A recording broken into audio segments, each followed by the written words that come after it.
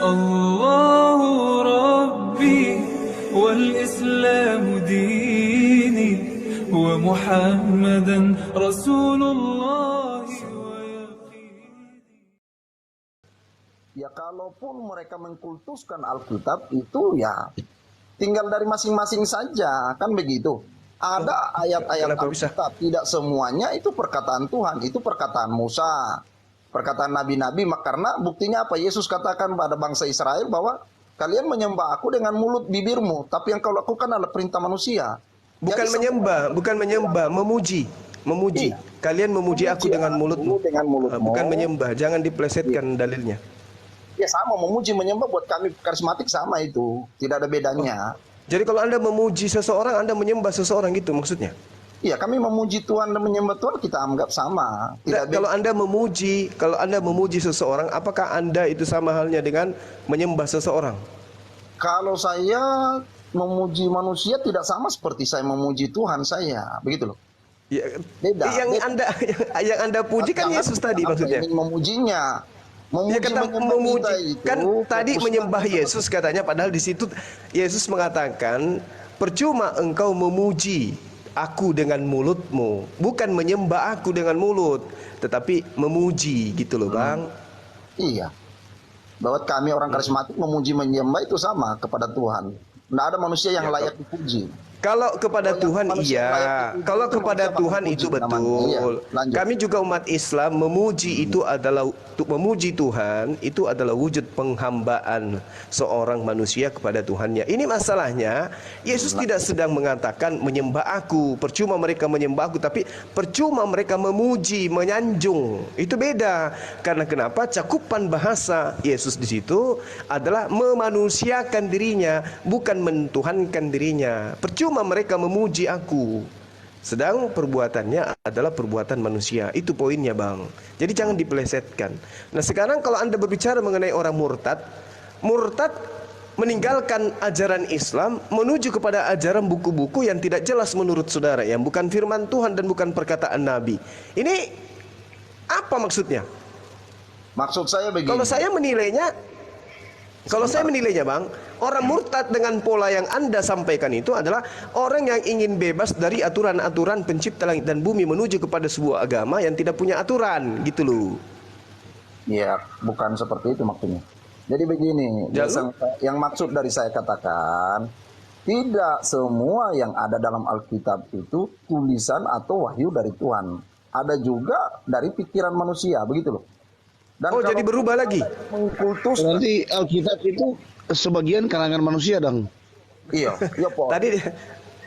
Tadi dia katakan bukan firman Tuhan, juga bukan tulisan Nabi. Berarti karya bebas. Sekarang berubah lagi.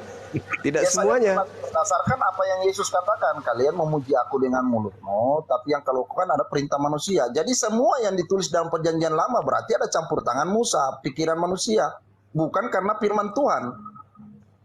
Saya rasa kita jangan masuk ke kitabnya agama lain dulu. Cukup ke kitabnya orang Kristen aja dulu Bang. Itu kan ada di Alkitab, bukan cuma ada di agama orang Yahudi.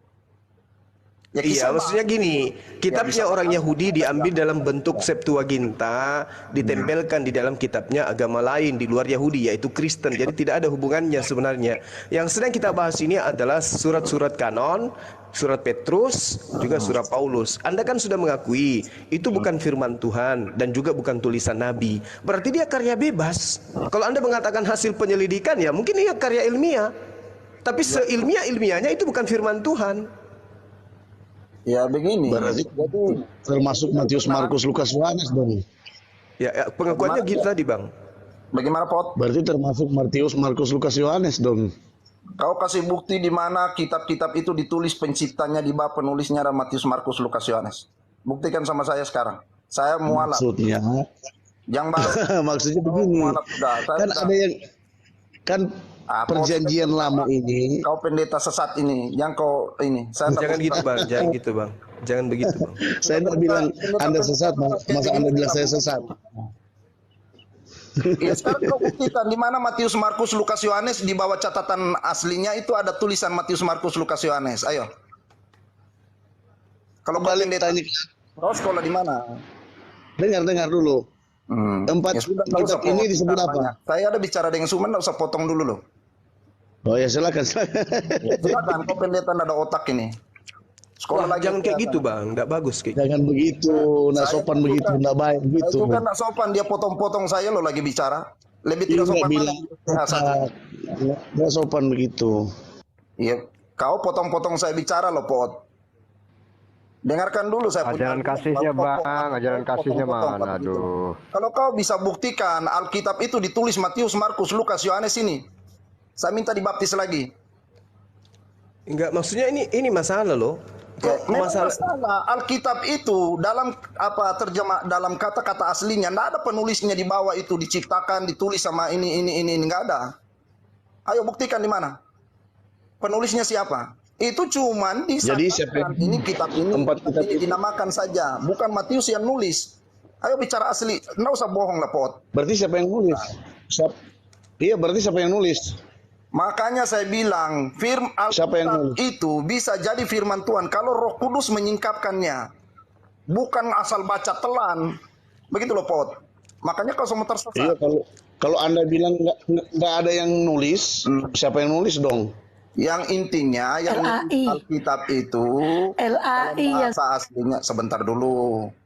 Jadi dalam bahasa aslinya itu penulis. Kita nggak tahu siapa penulisnya, tapi dia ada di dalam masa itu, dalam zaman itu. Saya nak mau kepercayaan terus diraba-raba, tidak tahu siapa yang nulis, siapa yang aduh. Ya kalau kau nggak mau, nggak usah, nggak penting. Kan saya sudah bilang, Alkitab itu bisa jadi firman kalau Roh Kudus menyingkapkannya, titik. Selain daripada itu cuma mantra, cuma cerita, cuma dongeng. Bagaimana ceritanya ini, saudara? Jangan. Masa Alkitab kok dibilang mantra dan dongeng? Nggak bisa begitu. Kita di Sanger, Pot, saya orang Sanger, Telaut, Pot. Bapak kami dipakai buat kebal. Kau mengerti tidak? Waduh. Jadi Bang, saya mau katakan Alkitab Jangan bisa melenceng, Bang. Jangan panas. Ini cuma diskusi, Bang. Cuma Jangan diskusi panas. aja. Saya enggak panas. Jangan panas dong.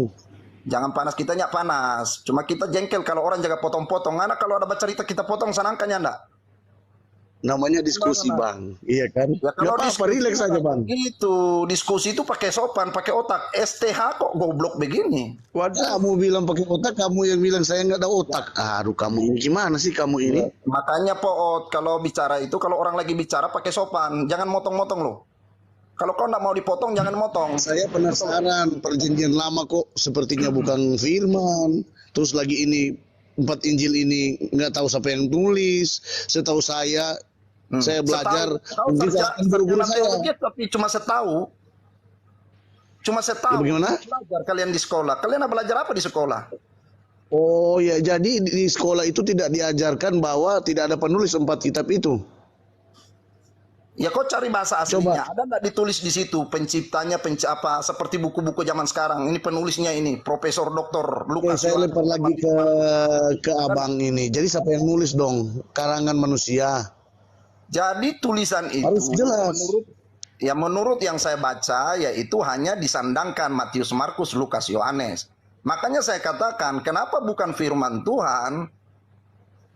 Karena Aduh, berarti abang jelas di berarti situ. abang ragukan itu bukan Alkitab.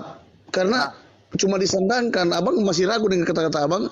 Alkitab itu masih ragu abang kayaknya. Bukan meragukan buat saya.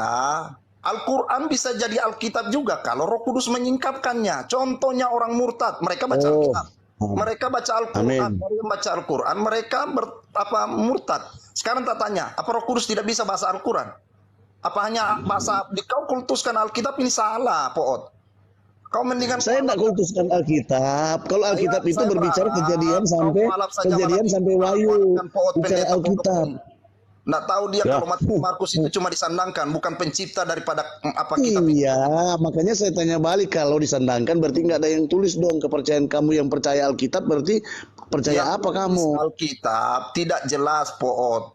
Mengerti tidak? Nggak ada seperti buku-buku zaman sekarang diciptakan Quraisyab, begitu loh. Penulisnya Quraisyab atau penulisnya siapa? Bang, Nggak ada seperti dengar, itu. dengar baik-baik, Bang. Dengar baik-baik. Ini abang sudah salah. Sedangkan buku-buku cuma sekuler itu dicipta boleh penulisnya boleh ada. Apalagi Sekarang Alkitab kau buktikan, ini. mana Alkitab ditulis sama Matius, Markus, Lukas, Yohanes dan Paulus. Ini kan abang yang bilang sendiri, jadi saya ikut jalur pikirannya abang. Terus apa yang ditulis dong bang? Karena abang bilang bukan. Motong tapi mutar. Kalau nggak tahu sudah diam. Abang sendiri yang bilang, bukan 4 orang ini yang tulis. Jadi saya tanya siapa dong, karena saya nggak tahu kan. Ya saya juga ilmu nggak baru tahu, kayaknya karena ini. ditulis di naskah asli nggak ada nama mereka. Itu Itu hanya nggak tahu bang, jangan bang, bisa melemahkan orang lain juga itu abang. Kalau mau melemahkan, makanya kan dengar dulu perkataan saya. Saya mengatakan. Nah, sekarang saya tanya lagi ke abang. Oke, kita saling tanya. Kalau kita baca dibimbing sama Roh Kudus. Kalau nggak dibimbing sama Roh Kudus, dibimbing sama jin namanya. 4 kitab ini disebut apa? Injil? Iya disebut Injil di Alkitab ya. Cuma 4 kitab ini yang disebut Injil. Perjanjian lama nggak ada Injil. Perjanjian lama bukan Injil, tapi bukan Injil. Nggak ada Injil. Nggak ada abang. Injil perjanjian lama. Coba Baca pot. Tunjukkan pesonamu STH-mu. Saya pingin tes STH-mu ini karena saya sudah ini lagi dengan enggak respect lagi dengan begini. Lanjut pot. Bang Poot. Gimana perjanjian lama ada Injil? Galatia 3 ayat 8 coba. Oh, Galatia itu bukan perjanjian lama, Poot. Jangan oong kau. Ayatnya baca dulu, Bang. Baca dulu. Nanging nonging. Maliaki saja, Poot. Baca dulu ayatnya. Baca dulu Kejadian 3 ayat 8. Galatia 3 ayat 8. Baca dulu ayatnya. Saya tahu, Bang, itu penting. Galatia, sebentar, saya buka dulu lah. 3 ayat 8. Galatia berapa? 3 ayat 8. 3 ayat 8. Oke. Saya baca ya. Kalau nggak ada Injil situ, saya berdebat terus di abang. Kalau ada, saya langsung turun. Galatia 3 ayat 8. Dan kitab suci yang sebelumnya mengetahui bahwa Allah membenarkan orang-orang bukan Yahudi oleh karena iman. Telah terlebih dahulu memberitakan Injil kepada Abraham, olehmu segala bangsa akan diberkati. Beritakan apa? Memberitakan Injil. Terus bang. In. Apa bang? Semua apa? Injil. Yang memberitakan Injil. Saya bilang kan Injil. Apabila nggak ada kata Injil perjanjian lama, ini abang. Saya turun aja bang. Lanjut bang.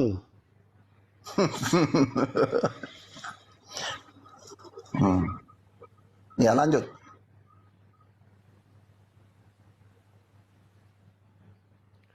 Oke, gimana saudara Karen? Ya silakan. Iya, tadi saya masih terngiang-ngiang ketika saudara mengatakan bahwa kitab saudara bukan firman Tuhan dan bukan tulisan Nabi. Kalau begitu berarti tulisan orang biasa.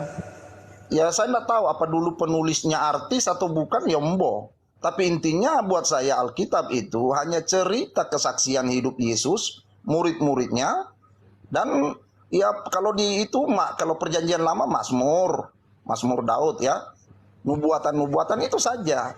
Terus bagaimana dengan tulisan-tulisan yang lain, karangan-karangan yang lain? Kalau karangan-karangan yang lain makanya begini, saya selalu katakan bahwa Alkitab ini bisa jadi firman Tuhan kalau Roh Kudus itu menyingkapkan. Kalau kita membaca minta tuntunan Roh Kudus. Kalau tidak ada bimbingan Roh Kudus, tidak blank. Kalau misalnya orang membaca buku Tatang Sutarma terus di situ ada penyingkapan Roh Kudus, apakah buku Tatang Sutarma bisa menjadi firman Tuhan? Oh bisa. Hah? Bisa. Kata siapa tidak? Oh gitu. Bisa, kata siapa tidak? Jadi kalau misalnya buku Prambon, ya buku apa itu daftar menu masakan dibaca dengan penyingkapan Roh Kudus itu menjadi firman Tuhan? Ya tergantung. Apanya? Yang dibahasnya apa? Kalau dibahasnya berhala, ya Roh Kudus nggak campur tangan di situ. Kalau Nah ini kitab saudara ini bukan berhala yang dibahas. Berhala di mana berhalanya maksudnya? Contoh Roma 14 nomor 9. Roma 14, sebentar sahabat. Mantan mayat hidup jadi Tuhan. Apakah itu bukan berhala? Roma berapa? 14:9. 14 ayat 9. Oke. Artinya bukan anak-anak menurut daging adalah anak-anak Allah, tetapi anak-anak perjanjian yang disebut keturunan yang benar. Roma 14, Bang. Roma 14. Oh, sebentar. Roma 14 ayat 9 ya. Yuk, Ipuput. Sebab untuk itulah Kristus telah mati dan hidup kembali, supaya ia menjadi Tuhan baik atas orang mati maupun atas orang hidup. Salahnya di sini mana maksudnya? Ya itu ada mantan mayat jadi Tuhan, itu apa bukan berhala? Buat saya bukan berhala. Kalau dia berhala, dia mati tidak bangkit-bangkit. Loh, bukan masalahnya mati tidak bangkit-bangkit. Ini masalahnya dia mayat, kenapa bisa jadi Tuhan? Dia di sini kan ditulis telah mati dan hidup kembali. Ya itu dia, mayat hidup kembali, kenapa jadi Tuhan? Ya kita mentuhankan dia karena dia mengalahkan maut, mati dan bangkit. Bukan mati dan tidak pernah bangkit-bangkit sampai sekarang. Jadi biarpun bukan Tuhan, kalau dia bangkit dari kematian itu dituhankan. Ya tergantung tergantung ini. Dari tadi tergantung terus. Harga telur tergantung. Tentang orang itu yang nggak percaya kita. Gimana ceritanya ini, abang saya ini? Ya seperti inilah saya. Kan begitu. Ya. Jadi kita jangan tertawakan diri abang sendiri, jangan. Ini masalahnya gini loh bang. Anda mengatakan Anda tidak menyembah berhala. Yang dimaksud berhala itu adalah selain daripada pencipta langit dan bumi yang disembah, kan gitu. Nah sekarang Yesus diberitakan di dalam kitab saudara Roma 14 nomor 9, dia kan bangkit, artinya tadinya mati, tadinya dia menjadi mayat, kemudian bangkit, kemudian lalu Anda tuhankan. Berarti Anda mempertuhankan berhala. Di mana maksudnya berhalanya di sini maksudnya? Berhala itu adalah menyembah kepada objek atau sesuatu media yang bukan pencipta langit dan bumi. Kalau seandainya Yesus bukanlah Allah, bukanlah Tuhan, bukan pencipta langit dan bumi, dan mungkin dia mati menyerahkan nyawanya dan hari ketiga dia bangkit seperti yang dikatakan Roma 14 ayat 9. Justru kalau dia pencipta langit dan bumi, tidak akan mungkin dia manusia, tidak mungkin dia mayat, tidak mungkin dia bangkit dari kematian. Jangan dibalik-balik.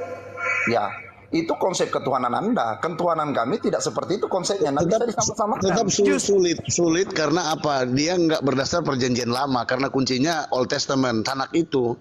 Nah, ini kalau dia terima Tanak ini, pasti dia akan terima Jesus Christ is messenger of God, bawa pesan Tuhan. Cuma karena nggak terima Tanak kan, nggak terima perjanjian lama, itu jadi masalahnya trope bro ini. Kate polo. Ya lanjut, Amang. Iya toh? Karena kuncinya itu perjanjian lama. Kuncinya siapa Mesias itu sebenarnya, iya kan? Mesias artinya apa? Simpel-simpel saja kok artinya. Nggak ribet. Jadi belajar Alkitabnya nggak sulit sebenarnya. Biar Alkitab itu yang jawab dengan Alkitab itu sendiri. Iya kan? Tapi bro nggak percaya perjanjian lama. Jadi orang mutarabe percuma. Bro nggak percaya perjanjian lama. Kalau bro percaya perjanjian lama, pasti bro akan bilang amin. Jesus Christ is a messenger of God, cuma bawa pesan Tuhan. Iya kan? Tentang apa? Salvation. Iya kan? Akulah jalan kebenaran, cuman jalan. Iya kan? Betul enggak? Betul. Kalau dipahami sampai ke situ, kalau enggak percaya perjanjian lama ngapain? Abang itu agama apa? Kristen apa sih bang? Terus nggak percaya perjanjian lama? Saya karismatik. Oh, masa karismatik nggak percaya perjanjian lama? Saya juga karismatik. Saya bukan bilang tidak percaya, kan saya bilang Alkitab ini bukan firman Tuhan, bukan karena saya tidak mau mengkultuskan Alkitab, begitu loh. Astaga, la ilaha illallah. Bisa jadi firman Tuhan kalau kita baca Roh Kudus menyingkapkannya. Itu intinya tidak mengerti tidak Roh Kudus?